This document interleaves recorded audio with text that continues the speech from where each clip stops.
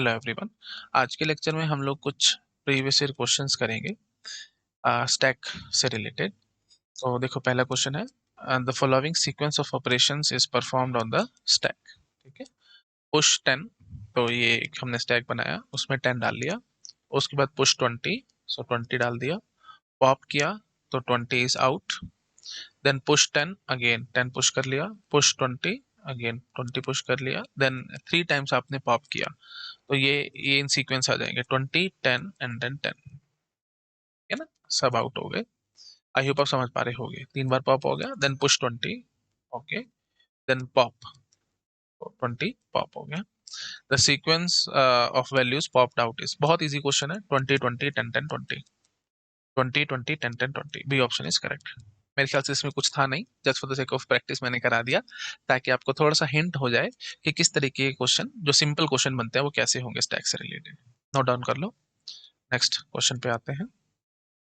894 में आया ये भी सिंपल है, ज्यादा टफ नहीं है। स्टार्ट करते हैं। Which one of the following permutations can be obtained in output in the same order using stack assuming that the input is the sequence 1 2 3 4 5 in that order। ये सबसे बढ़िया बात है। 1 2 3 4 5 ऐसे आपने डाला है, ठीक है। अच्छा, और ये क्या कह रहा है, एक बार थोड़ा ध्यान से पढ़ो। Which of the following permutations can be obtained in the output in the same order. ठीक है ना, मतलब ये सेम ऑर्डर में है, using a stack assuming that the input is in the sequence this। तो हमने ये सीक्वेंस में इनपुट डाला, जरूरी नहीं कि सारे इकट्ठे डाल दिए, है ना, हमने एक एक करके डालने हैं। और ये सीक्वेंस ये रहेगी, सबसे पहले 1 डालेगा, फिर 2, फिर 3, फिर 4 और फिर 5। ठीक है, तो अब देखो, जैसे पहली सीक्वेंस है, ये सीक्वेंस आपको समझ में आएगा क्या हो रहा है। जैसे 3 है, सबसे पहले 3 आ रहा है, तो इसका मतलब क्या हुआ होगा, आपने 1 डाला होगा, 2 डाला होगा, 3 डाला होगा। 3 डालने के बाद आपने इस 3 को पॉप किया होगा, तभी 3 बाहर आपको मिला है। 3 आपने पॉप कर लिया, 1 2 3 जा चुके हैं डब्बे में। उसके बाद 4, फिर नेक्स्ट सीक्वेंस क्या कह रहा है, 4 कह रहा है, तो इसका आपने पहले 4 पुश किया होगा, तभी तो उसको बाहर निकाला होगा ना। 4 डाल लिया और फिर पॉप कर लिया, ठीक है जी, ये 4 बाहर आ गया। उसके बाद फिर 5 आ रहा है, तो 5 कैसे आएगा जी, देखो ऑफ कोर्स आपने 5 पहले पुश किया होगा डब्बे में, और उसके बाद आपने 5 को बाहर निकाल लिया होगा। उसके बाद कह रहा है 1 और 2, नहीं आ सकता 1 और 2, क्योंकि 1 नीचे है और 2 ऊपर है, तो सबसे पहले 2 बाहर आएगा, फिर 1 बाहर आएगा। तो इसने पूछा था कि कैन बी ऑब्टेन ना, तो ए ऑप्शन बिल्कुल गलत है, ए ऑप्शन नहीं हो सकता। नेक्स्ट ऑप्शन की चेकिंग करते हैं। 3 4 5, एक बार इसको आप पहले नोट कर लो। कर लिया, तो ये डब्बा दोबारा से मैं रीयूज कर लूंगा, ठीक है ना। हाँ जी, सो चेक करते हैं जी। नेक्स्ट क्या कह रहा है, 3, तो 3 है, तो मतलब वही बात है, 1 2 तो डालना ही पड़ेगा, उसके बाद 3 डालेगा, और फिर वही बात है, 3 को आपने पॉप कर लिया होगा। फिर 4, तो इसका मतलब ये 1 2 3 तो जा चुके हैं ना डब्बे में, इनको काट लो, ठीक है ना, कंफ्यूजन नहीं होएगा कुछ। अच्छा जी, अब 4 है, तो 4 को आपने डब्बे में डाला होगा और बाहर तभी निकाला होगा, ठीक है जी, ये 4 बाहर आ गया। उसके बाद फिर 5 कह रहे हो, तो ऑफ कोर्स 5 कैसे बाहर निकालोगे, 5 पहले पुश करोगे ना, तो 5 आपने पुश किया होगा और फिर आपने उसको पॉप कर लिया होगा, ठीक है जी, 5 आ गया। फिर 2 1 कह रहे हैं, बिल्कुल बात ठीक है। फिर आप 2 बाहर करोगे, क्योंकि यही थे सीक्वेंस, और फिर 1 करोगे, ठीक है जी, ये हो सकता है। अच्छा, नेक्स्ट सी ऑप्शन की चेकिंग करते हैं। सी ऑप्शन क्या कह रहा है, देखो ये भी बहुत ईजी है, एक बार इसको नोट कर लो। हाँ जी, सी ऑप्शन, ये थोड़ा अच्छा क्वेश्चन है, अगर आप देख पा रहे हो तो, है ना। अच्छा, मैं ये क्यों रब कर गया भाई, तो हटा लेते हैं। हाँ जी, तो सबसे पहले आप 1 बाहर चाह रहे हो, ठीक है जी, मैं बहुत आराम से 1 पहले पुश किया होगा डब्बे में, और उसी 1 को आपने बाहर निकाल लिया होगा, तभी 1 आ गया। उसके बाद अब आप 5 चाह रहे हो, तो 5 लाने के लिए मतलब सारे पुश करने पड़ेंगे, तभी तो 5 बाहर आएगा ना, क्योंकि ये इन दैट ऑर्डर कहा गया, सीक्वेंस में डालोगे, तो 2 3 4 5 ये सारे के सारे आपने डब्बे में पुश कर लिए। पुश करने के बाद अब आप क्या कह रहे हो जी, 5 को आपने बाहर किया है। 5 को बाहर करने का मतलब क्या होगा, 5 को आप किया और आपने बाहर ले आए। अब आप 4 ही बाहर ला सकते हो, लेकिन ये कह रहा है 2 बाहर। 2 कैसे, नीचे से कैसे उठा के ले आओगे 2 को बाहर, आप नहीं ला सकते, ठीक है। इसका मतलब ये सीक्वेंस एकदम गलत है। लास्ट की चेकिंग करते हैं, है ना। तो ये तो बेटा बहुत इजी, आपको देखते पता लग रहा होगा, दैट इज नॉट पॉसिबल, है ना। क्यों पॉसिबल नहीं है, आप बिल्कुल कॉमन सेंस से सोचो। 5 4 3 1 2 नहीं आ सकता, क्योंकि 5 4 3 तो ठीक है एकदम, मतलब आपने सारे पुश किए होंगे, तभी 5 को आप बाहर लाए, सबसे पहले 5 को बाहर लाए हो, तो मतलब सबसे लास्ट में 5 गया होगा, लास्ट इन फर्स्ट आउट होता है ना stack, last in first out. तो 5 को सबसे पहले आप बाहर ला रहे हो डब्बे से, इसका मतलब क्या होगा, सबसे लास्ट में डब्बे में 5 गया होगा, तो मतलब सारे आप डाल चुके हो, 1 2 3 4 5, एक एक करके आपने सारे डब्बे में डाल लिए, ठीक है ना। अब आप क्या कर रहे हो, 5 को बाहर ला रहे हो, ठीक है जी, फिर आप 4 को लाओगे, ठीक है जी, फिर आप 3 को लाओगे, ठीक है जी, फिर 1 कैसे ले आओगे, 1 तो नीचे है ना, पहले 2 लाना पड़ेगा, तो आप ये भी सीक्वेंस नहीं ला सकते। Only obvious option is B, ठीक है, बाकी सारे ऑप्शन गलत हो गए। मेरे ख्याल से आपको क्वेश्चन समझ में आ गया होगा, इसमें ज्यादा कोई खास जान थी नहीं, बट फिर भी अगर आपको दिक्कत है तो आप वीडियो को डिफाइन करके देख सकते हो, मैं बार बार रिपीट नहीं करना चाहता, इसमें कोई मतलब फालतू टाइम वेस्ट है और कुछ नहीं, नोट डाउन करो इसको, ठीक है, ओके। आते हैं नेक्स्ट क्वेश्चन पे। ये बड़ा प्यारा सवाल है, ठीक है, मेरे हिसाब से आपको एक बार वीडियो को पॉज करना चाहिए, और ये 2003 का क्वेश्चन है, ठीक है, पॉज करना चाहिए और आप कोशिश करो इसको सॉल्व करने की, और फिर मैं आपको अपना आंसर दूंगा कि हम इसको कैसे करेंगे, ठीक है। आई होप आपने सोचा होगा। अब मैं बताता हूँ, देखो, let S be a stack of size n greater than equal to 1, ठीक है जी, तो एक स्टैक है जिसका साइज एन है, starting with the empty stack, suppose we push first n natural number in sequence, मतलब जैसे 5, एन की वैल्यू 5 ले लो आप, मतलब 5 डाल दिया आपने, है ना, और ये देख रहे हो ना, साइज भी एन है, और आपने एन नेचुरल नंबर पुश किए हैं, तो मतलब अगर 5 साइज का एरे लेते हो तो 1 to 5 एलिमेंट्स आप डालोगे, 10 साइज का एरे लेते हो तो 1 to 10 एलिमेंट्स डालोगे, 20 साइज का एरे लेते हो तो 1 to 20 आप एलिमेंट्स डालोगे, एंड सो इन सीक्वेंस, ये भी ध्यान रखना, पूरे एक के बाद एक के बाद एक, है ना, suppose we push first n natural number in the sequence, ये समझ में आ गया, okay, and then perform n pop operations, तो फिर पहले सारे पुश कर दिए, फिर सारे पॉप मार लिए, मतलब से ऐसे, ये समझ में आ रहा है ना, जैसे आप 5 एलिमेंट का स्टैक ले लो, साइज ले लो, एन की वैल्यू 5 ले लो, तो इसका मतलब स्टैक का साइज भी 5 है, और 1 to n मतलब 1 to 5 आपने नंबर पुश करने हैं डब्बे में, तो मतलब 1 2 3 4 5 एक एक करके सारे सीक्वेंस में पुश किए, फिर एक एक करके सारे पॉप किए, तो 5 4 3 2 1 ऐसे, ठीक है ना, एक एक करके सारे पॉप भी कर दिए, एक एक करके सारे पुश, फिर एक एक करके सारे पॉप, ठीक है, सीक्वेंस में। आई होप आप समझ पा रहे हो, मतलब बीच में से नहीं, जैसे 1 2 3 डालने के बाद फिर 3 को पॉप कर लिया, फिर 4 डाल दिया, फिर 4 को पॉप कर लिया, ऐसे नहीं, सारे डालने हैं, 1 2 3 4 5, फिर एक एक करके सबको बाहर निकालना है, 5 4 3 2 1 ऐसे करके, तो ये सब आउटपुट आ गया ना, पहले 5 निकला, फिर 4, फिर 3, फिर 2, फिर 1 एंड सो ऑन, ऐसे, समझ गए ना, एक एक करके पुश, फिर एक एक करके पॉप, बस ये है सीक्वेंस में। अच्छा, आगे क्या कह रहे हैं, assume that the push and pop operation take x second each and y second each, पहले इतना पढ़ लो, assume that push and pop operation take x second each, मतलब मैं बोलता था ना, पुश और पॉप में थीटा 1 टाइम लगता है, मतलब कांस्टेंट टाइम लगता है, तो उस कांस्टेंट टाइम की वैल्यू, क्योंकि लूप तो होती नहीं थी पुश पॉप में, याद करो मैंने प्रीवियस लेक्चर में आपको सारा बता रखा है, तो लूप तो होती नहीं थी, तो इसलिए इसने इसके लिए एक टाइम बोल दिया x टाइम लगता है, ईच है ना, इस बोला ना, assume push and pop operation take x seconds each, तो x सेकंड्स लगेंगे पुश में और पॉप में, तो मतलब डायरेक्टली मैं ये कहना चाहता हूँ, जैसे 5 एलिमेंट है तो 5x टाइम लग गया पुश में, और फिर 5x टाइम लग गया पॉप में, तो total push and pop operation में 10x टाइम लग गया। बात समझ आ रही है मैं क्या कहने की कोशिश कर रहा हूँ, ठीक है ना, x सेकंड है ना, तो हर एक एलिमेंट एक बार पुश होगा, एक बार पॉप होगा, तो मतलब हर एक एलिमेंट के लिए 2x टाइम, तो टोटल 10x टाइम लग जाएगा, तो 5 एलिमेंट्स के लिए 10x टाइम, इतना समझ में आ गया, आ जाओ आगे।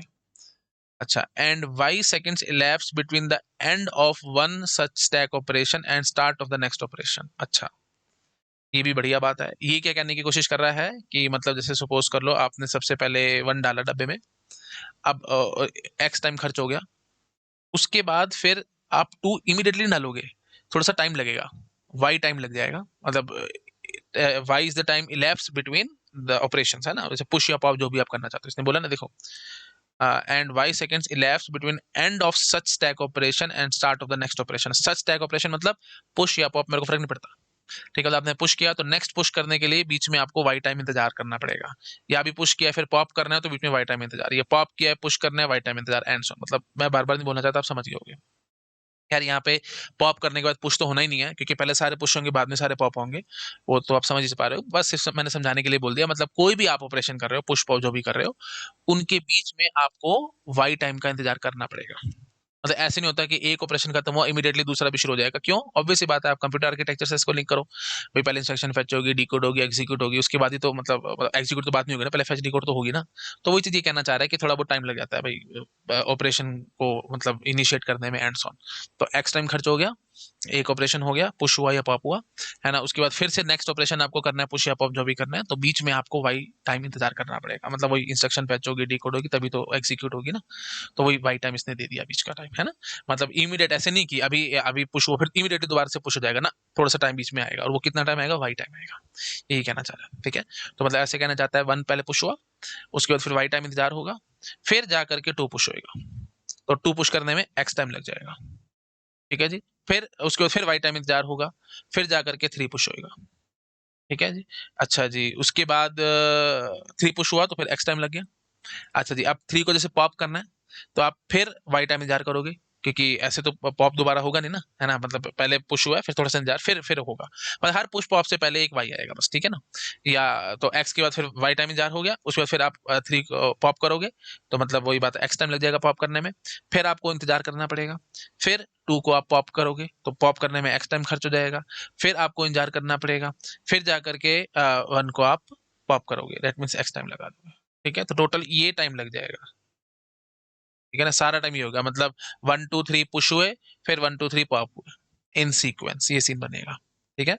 एक्स टाइम लग गया वन को पुश करने में, फिर वही वेट हो गया, फिर टू को पुश करने में एक्स टाइम लग गया, फिर वेट हो गया, फिर थ्री को पुश करने में एक्स टाइम लग गया, फिर वेट हो गया, फिर थ्री को पॉप करने में एक्स टाइम लग गया, फिर वेट हो गया, फिर थ्री को सॉरी फिर टू को पॉप करने में एक्स टाइम लग गया। अरे ये क्या हो रहा है, हाँ, फिर टू को पुश करने में सॉरी टू को पॉप करने में एक्स टाइम लग गया, फिर वेट हो गया, और फिर से वन को यू कैन से फिर वन को पॉप करने में जो टाइम लग गया, तो टोटल ये टाइम लग गया जी, ठीक है जी। बात समझ में आ रही है कैसे हमने काम किया है, तो आ जाओ अब आगे, अब देखो आगे क्या कह रहा है। For m greater than equal to one, define the stack life time m as the time elapsed from the end of push m to the start of the pop operation that removes m from the stack। क्या कहना चाह रहे हैं, दोबारा से पढ़ो। For m greater than equal to one, m m क्या था भाई, ये था ना हमारा साइज एन था, and what was the m, okay, चलो वो अभी बता देगा। For m greater than equal to one, define the stack life time of M as, मतलब एम एलिमेंट हो गया ना, है ना, life time of M as time elapsed from end of push m, है ना, मतलब पुश ब्रैकेट में एम है, तो मतलब एम इज द एलिमेंट, है ना, एम इज द एलिमेंट। मेरे को लगा था एम कहीं ऊपर डिफाइन किया, मैं भूल गया हूँ, तो बस ये सिंपल कहना चाह रहा है, एलिमेंट्स की बात कर रहा है, m is the element, one two three four कुछ भी हो सकता है वो। For m greater than equal to one, define the stack life time of m as the time elapsed from the end of the push m to the start of the pop operation that removes m from s, ठीक है ना। The average stack life time of an element in the stack is, बहुत प्यारा सवाल है बेटा, बहुत प्यारा, ठीक है, इस पे तारे बना लो, बहुत प्यारा क्वेश्चन है। हाँ जी, तो लाइफ टाइम को इसने डिफाइन किया, एक ऑपरेशन है, इसने अपने मन से बना लिया स्टैक लाइफ ऑफ एम, है ना, तो लाइफ टाइम बोल दो या जो मर्जी बोल दो, तो वो क्या है जी, एंड ऑफ पुश एम, मतलब जैसे आप टू का लाइफ टाइम निकालना चाहते हो, life time of two, life time of two या stack life time of two, जो भी आप कहना चाहते हो, इसका मतलब क्या होगा, आपने जब पुश टू कर लिया ना, इसी के हिसाब से मैं समझा रहा हूँ आपको, एम की वैल्यू मैंने टू ले ली बस, और क्या, मतलब टू एलिमेंट टू की बात कर रहा हूँ, लाइफ टाइम टू क्या होगा, पुश टू हुआ, पुश टू होने के बाद और पॉप टू होने से पहले बीच में जितना भी टाइम होगा ना, that is the life time of two. Simple भाषा में बात करो, टू ने डब्बे में कितना टाइम गुजारा, that is the life time of course, ठीक है ना। तो मतलब आप सिंपल भाषा में थोड़ा फिलोसफी झाड़ देता हूँ भाई, आपका लाइफ टाइम क्या है भाई, जब आपने धरती पे कदम रखा और जब आप धरती से गए, ठीक है ना, तो वो है आपका लाइफ टाइम। जब आप अपने अपने मदर के पेट में थे, वो तो आपका लाइफ टाइम थोड़ी गिना जाएगा। तो वही चीज यहाँ पे कहने की कोशिश कर रहा है कि जब आप डब्बे में पुश कर रहे हो कोई एलिमेंट, वो टाइम थोड़ी लाइफ टाइम में आएगा, अभी तो वो पुश हो रहा है। पुश होने के बाद की कहानी शुरू करो, तो मतलब पुश टू होने के बाद और पॉप टू होने से पहले बीच में जितना टाइम है, that is the life time of two. देखो पढ़ो ध्यान से, define the stack life time of M as the time elapsed from the end of the push M to the start of the pop operation that removes M from the S. तो time elapsed end of push M होने के बाद और उसका pop शुरू होने से पहले के बीच का जो टाइम है, that is your life time. मेरे ख्याल से आप समझ गए होंगे, ठीक है, सिंपलेस्ट एग्जांपल मैंने दे दिया, धरती पे कदम रखा और जब गए, उसके वो है आपका लाइफ टाइम। वही चीज यहाँ पे हम कहना चाह रहे हैं, ठीक है ना, जब पुश कर रहे थे वो बीच में नहीं गिनना, पुश होने के बाद की बात करनी है। मेरे ख्याल से आप समझ पा रहे होगे, ठीक है। चलो, तो अब मैं आपको थोड़ा सा लाइफ टाइम निकाल के दिखाता हूँ ना, तब आपको मजा आएगा, है ना। जैसे सपोज करो हम कितने एलिमेंट्स ले लें, 3 ले लेते हैं, है ना, 5 थोड़ा ज्यादा हो जाएगा, 3 एलिमेंट का ले लेते हैं। तो स्टैक का साइज n की वैल्यू बस मैं 3 बोल देता हूँ। n की वैल्यू 3 कहते ही मतलब डब्बे का साइज भी 3 फिक्स हो गया, और हम 3 एलिमेंट ही पुश करने वाले हैं डब्बे में। ठीक है जी, ये लो जी, ये डब्बा हो गया हमारे पास, उसमें 3 एलिमेंट्स हैं, और ये 3 एलिमेंट आ सकते हैं, और ये हो गए 1 2 3। ठीक है जी, चलो अब शुरू हो जाओ। सबसे पहले आपने 1 को डाल दिया, और उसमें आपने कितना टाइम खर्च कर लिया, x। अच्छा जी, उसके बाद फिर आपने y टाइम इंतजार किया। ठीक है, x टाइम खर्च कर चुके हो, उसके बाद आपने y टाइम इंतजार किया, और उसके बाद फिर आपने x टाइम खर्च करके 2 डाला। 2 डालने के बाद फिर से आपने y टाइम इंतजार किया, और फिर आपने 3 को डब्बे में डाला। डब्बे में डालने के बाद फिर से आपने y टाइम इंतजार करना है, और उसके बाद फिर आप 3 को पॉप कर पाएंगे, हैंड्स ऑन ऐसे चलेगा। तो अब आप जरा मुझे बता दो लाइफ टाइम ऑफ 3 कितना होगा। That is very very easy. Life time of 3, बस सीधी सी बात है, जब आपने 3 को पुश किया, पुश करने में एक्स टाइम लगाया, वो नहीं गिनना ना, क्योंकि मैंने कहा था जब पुश कर रहे हो वो टाइम नहीं, पुश होने के बाद की बात करो। ठीक है ना, पुश होने के बाद और पॉप होने से पहले की बात करो। तो पुश हो गया, जितना एक्स टाइम लगाया उसने पुश हो गया, मतलब डब्बे में आके बैठ चुका है। बैठने के बाद अब आपने वाई टाइम इंतजार किया था ना, फिर आपने पॉप ऑपरेशन शुरू कर दिया। तो मैंने कहा था पॉप ऑपरेशन होने से पहले, पुश होने के बाद और पॉप शुरू होने से पहले का बीच का जो टाइम होगा वो लेना है। तो of course life time of 3 will be by.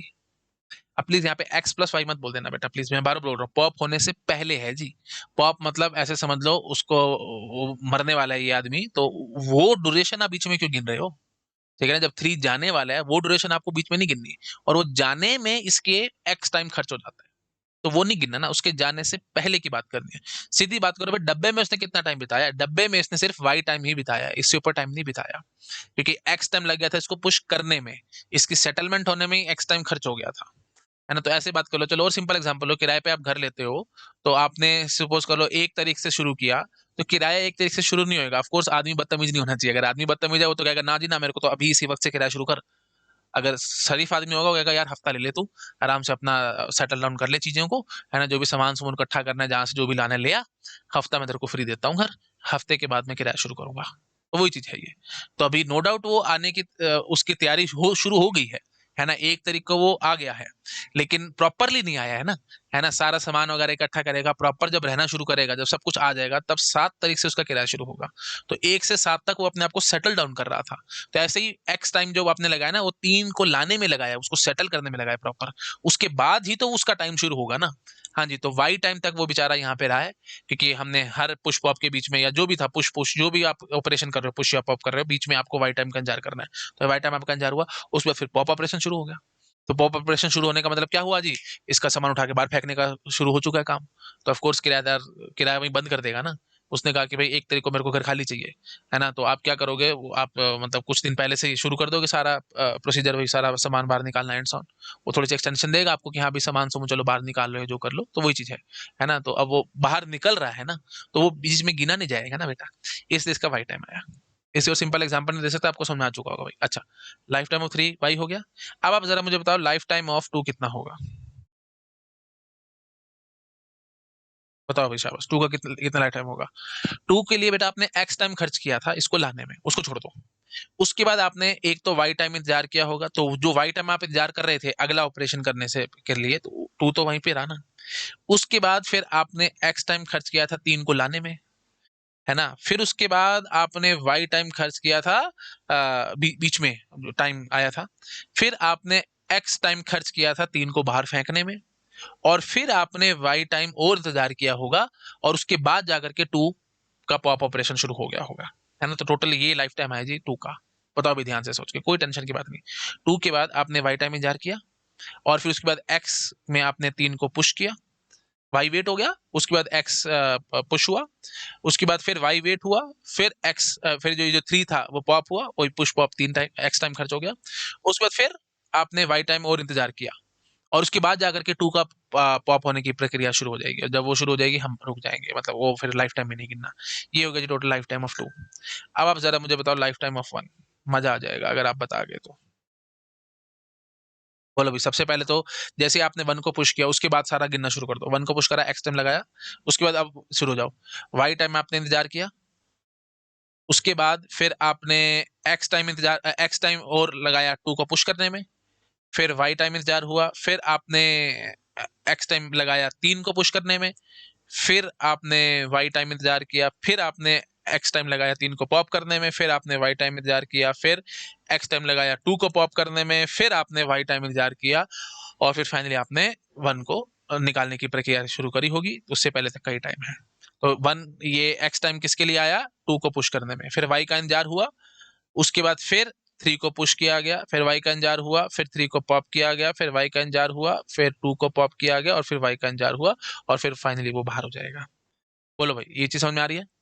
तो अब इस तरीके से हम लाइफ टाइम निकाल सकते हैं एलिमेंट्स का। तो इसको अगर मैं टोटल करके दिखाऊं तो ये कितना है जी, वाई टाइम आया है, ये कितना है जी, 2 × x + y + y, ये टाइम आया ना। हाँ, 2 × x + y + y।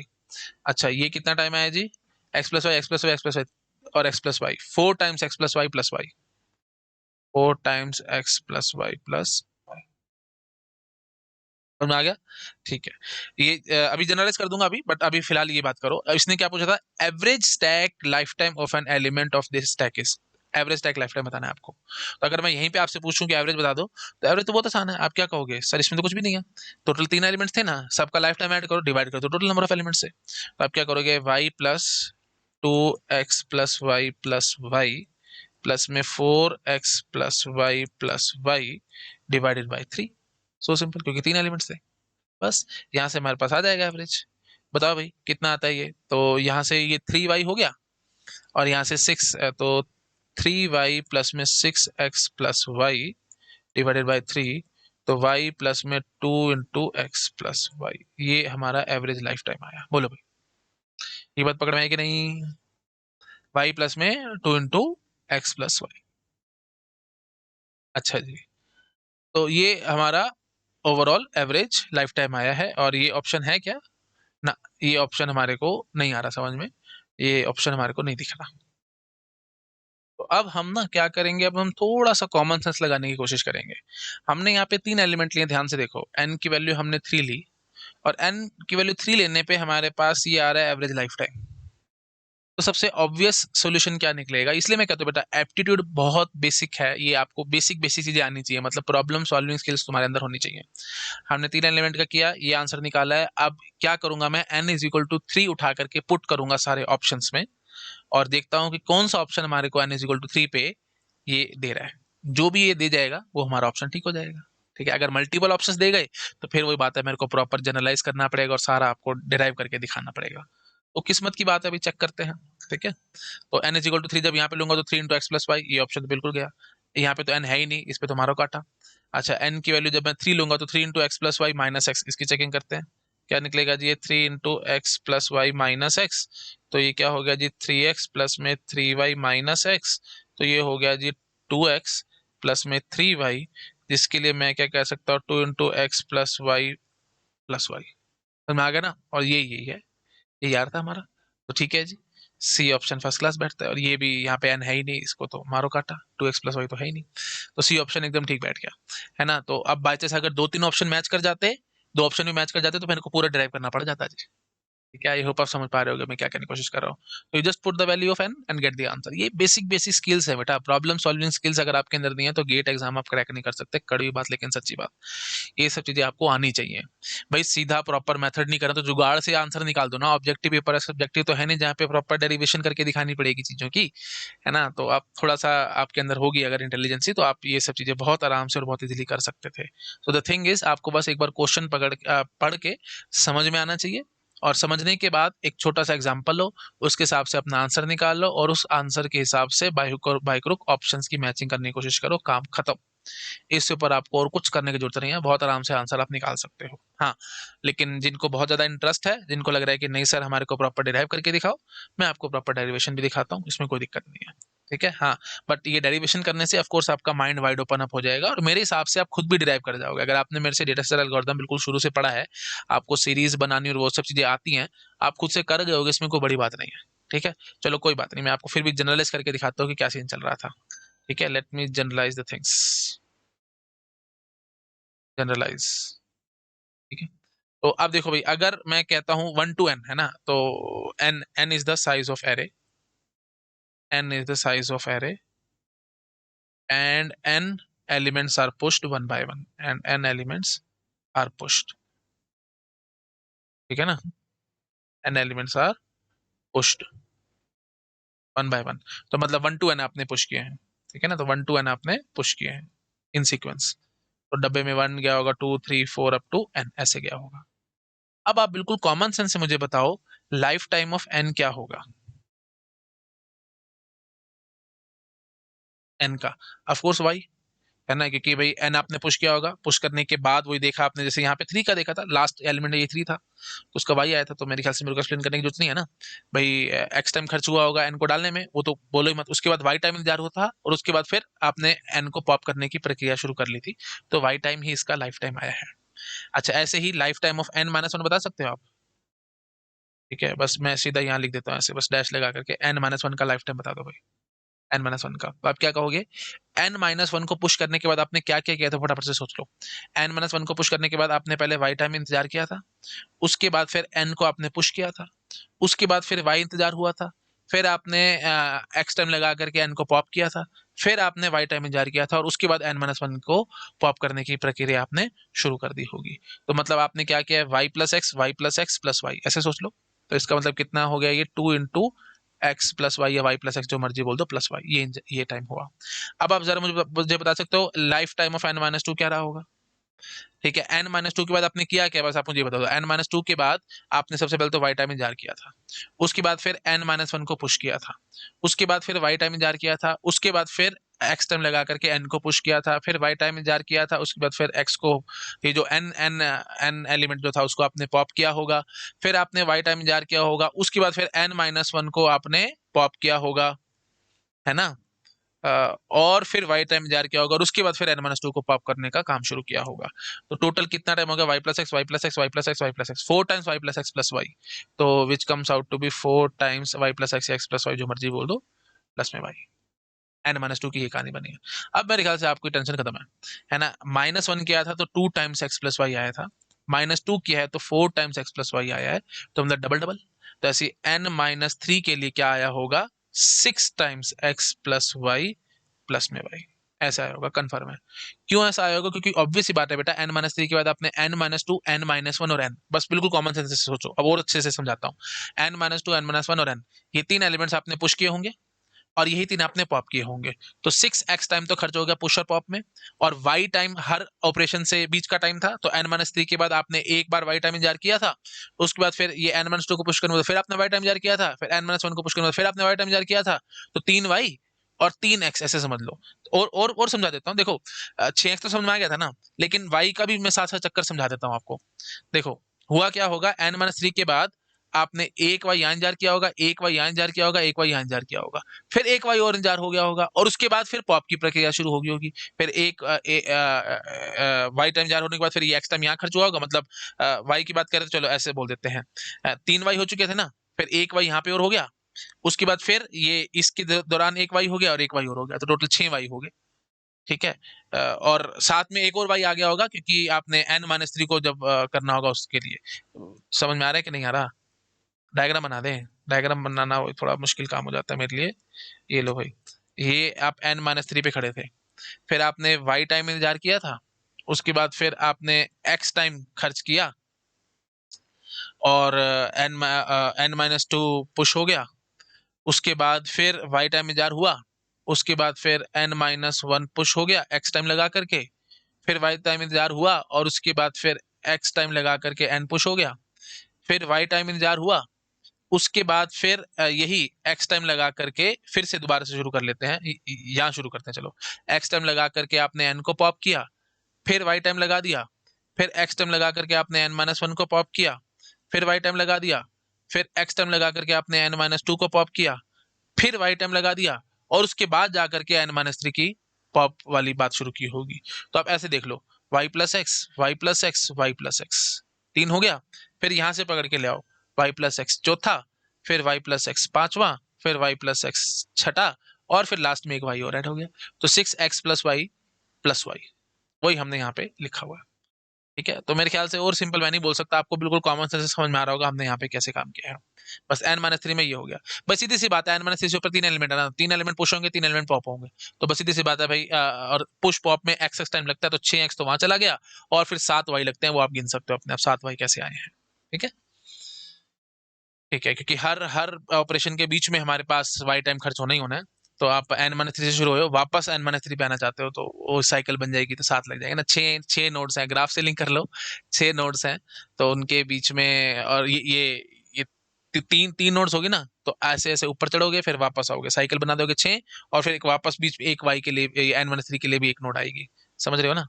ऐसे समझ लो, एक दो तीन, है ना, तो एक एज, ये दो एज, ठीक है, फिर इधर से फिर इधर से, है ना, और फिर हम क्या करेंगे, एक ये और थी ना हमारी, ये ऐसे देखो ना, ये एन माइनस थ्री के बाद से आपने शुरू किया है, तो एक दो तीन चार, ऐसे समझ लो चार नोट्स है ना, ऐसे समझ लो चार नोट्स है तुम्हारे पास, तो ये लो ऐसे बनेगा। तो टोटल ये छह टाइम यहाँ खर्च हो गया, फिर एक और टाइम खर्च हो जाएगा, तब जा करके आपका काम होगा।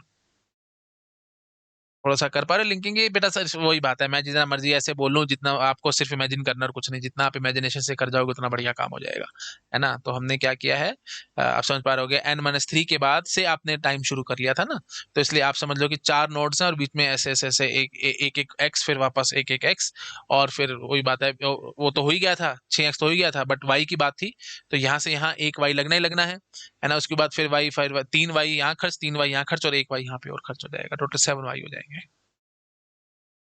हो रहा है क्लियर मैं क्या कहने की कोशिश कर रहा हूँ? नहीं आ रहा तो गोली मारो, ये सब बातों को छोड़ो, आप बस यहाँ से ये डायग्राम जो था हमारे पास, इससे आप ढंग से देख पा रहे होगे कि क्या सीन चल रहा है हमारे पास, है ना। यहाँ से भी आप ये सब देख पा रहे होगे एक्जैक्टली कैसे चल रहा है यहाँ पे। बस मोर देन सफिशिएंट है, ज्यादा वो सब में मत घुसो। ऐसे तो मैं कुछ भी बोलता रहूंगा इमेजिनेशन से, बट इतना जरूरी नहीं है, बस ये चीज आपको समझ में आनी चाहिए थी बस। ठीक है, अब आ जाओ, लास्ट में वन होगा, है ना। ये सीरीज बार बार बोल रहा हूँ, अगर आपको ये सीरीज बनानी नहीं आती ना, तो आपको ये डेटा सेट एल्गोरिथम पढ़ने का कोई हक नहीं है, ये सब्जेक्ट आप नहीं पढ़ सकते। मतलब ऑफ कोर्स आपको मैं ये इनडायरेक्टली ये पुश कर रहा हूँ इस बात के लिए कि आपको शुरू के लेक्चर सारे देख करके आने पड़ेंगे, वहां पे सीरीज बनानी मैंने बहुत ढंग से सिखा रखी है। तो अब वन के लिए कितना टाइम लगेगा, आप वन मत लिखो ना, आप वन को क्या लिखोगे, n वन, है ना, क्योंकि n था, फिर n माइनस वन, फिर n minus two, n minus three, चलते चलते n माइनस वन पे आओगे, जो कि वन बन जाएगा। और अब माइनस में जो था तीन था, तो यहाँ पे छह आया था, तो n माइनस वन होगा, तो कितना आएगा जी, two into N minus one into x plus Y plus Y, बोलो भाई, ये होगा फर्स्ट एलिमेंट का लेफ्ट हैंड। और समझाएं कैसे किया हमने? n माइनस टू में क्या किया था, आपने बोला था ना, four into x plus Y, तो मतलब टू था, तो टू इंटू टू करके एक्स प्लस वाई कर लिया था। ये माइनस वन था, तो आपने क्या किया था, two into one into x plus Y. तो ऐसे ही एन माइनस वन है, तो two into N minus one into x plus y. बात समझ में आ रही है? थ्री में क्या किया था, सिक्स कैसे लिया थे, सिक्स अप्लाई थे, two into three into x plus y करके। तो या फिर आप इसको ऐसे भी बोल सकते थे, हाँ ठीक है चलो, तो ये थ्री था ना, यही थ्री आ गया, और ये एक्स प्लस वाई आ गया, और साथ में ये टू और साथ जुड़ा हुआ था, तो एन माइनस वन था, तो टू हो गया, ये एन माइनस वन और एक्स प्लस वाई। मेरे ख्याल से आप समझ गए होंगे, और ज्यादा मुझे बोलने की जरूरत नहीं है। ठीक है जी, ये फाइनल हमारे पास सीन बन के आया है। तो इसको मैं थोड़ा सा साफ सुथरा लिख देता हूँ, थोड़ा सा और समझ में आ जाएगा मैं क्या कर रहा हूँ। तो nth के लिए है जी Y time, n minus one के लिए है जी two into x plus Y, N minus two के लिए है जी four into x plus Y, N minus three के लिए है जी six into x plus Y. चलते चलते N into N minus one के लिए है जी two into N minus one into x plus Y. तो अब एवरेज क्या होगा भाई, इन सब का लाइफ टाइम को ऐड करना और divided by total number of elements that is an. तो इन सबको ऐड करना है और टोटल एन से डिवाइड करना है। तो अब क्या कर सकते हैं बेटा, देखो ध्यान से देखो, अब मैं लिख लिख के टाइम पास नहीं करूंगा, आप बिल्कुल कॉमन सेंस से देखो, ये सब सीरीज वगैरह इसलिए मैं कहता बहुत इंपॉर्टेंट है, आपको आनी चाहिए। ये सब मैंने सिखा रखा है आपको, हर बारी y y y y add हुआ है, एन टाइम्स ऐड होगा, तो सीधा क्या बोलोगे, एन इंटू वाई प्लस, ये two into x plus Y हर जगह से कॉमन निकाल लो,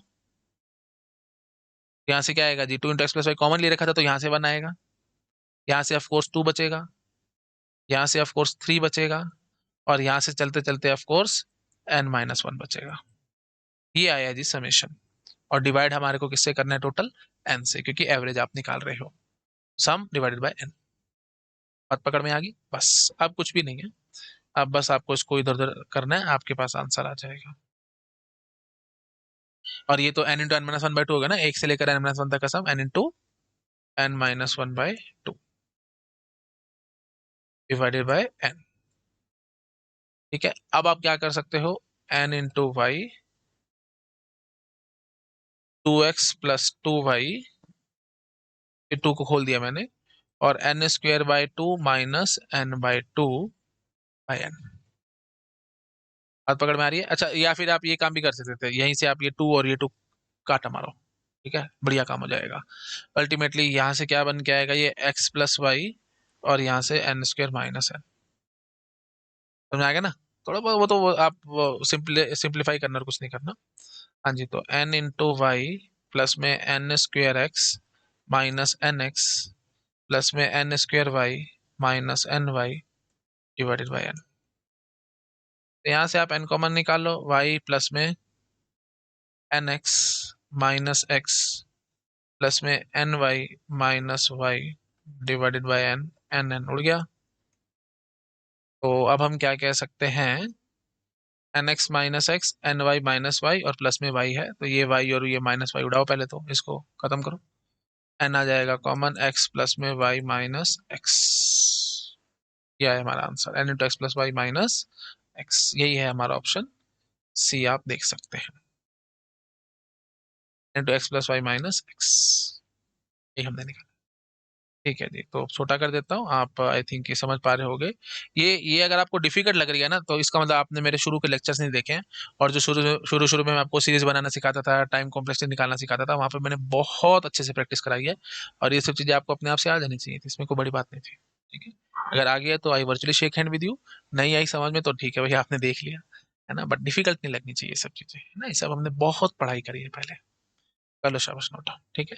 चलो ऐसा करते हैं, इतने रखते हैं इस लेक्चर में, और नेक्स्ट लेक्चर में यहीं से आगे हम बढ़ाएंगे। ठीक है, चलो, ओके जी, thank you so much, bye bye. Video अच्छा लगा प्लीज लाइक करना, अपने फ्रेंड्स के साथ शेयर जरूर करना। हेलो एवरीवन, अगर आप लोगों को मेरा काम पसंद आ रहा है, आप प्लीज़ वीडियोस को लाइक करते रहा करो, अपने फ्रेंड्स के साथ शेयर जरूर किया करो, ताकि मुझे मोटिवेशन मिले, मैं और ज़्यादा से ज़्यादा काम कर सकूं आप लोगों के लिए।